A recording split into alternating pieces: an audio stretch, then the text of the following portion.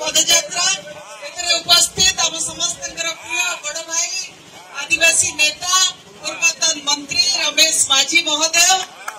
आम समस्त प्रिय विधायक बांकीर देवी रंजन त्रिपाठी महोदय एवं जिला परिषद सदस्य वरिष्ठ लड़ाकू आदिवासी नेता भानु प्रताप सिंह माझी सामने उपस्थित एते संख्यारे ग्रामवासी बंधुगण बिजु प्रेमी बिजु परिवार सदस्य एवं नुआपड़ारे बिजु जनता दल को जितेबार संकल्प नहीं मो भाई भौणी माने समस्त को जुहार जनाऊँ नमस्कार आपण माने सब कथा शुणिले जानिले एतिकी कहबी भारतीय जनता पार्टी नुआपड़ारे केबे भी जिति पारिबा नाही एवं सेमाने विभ्रत होई केतेबेले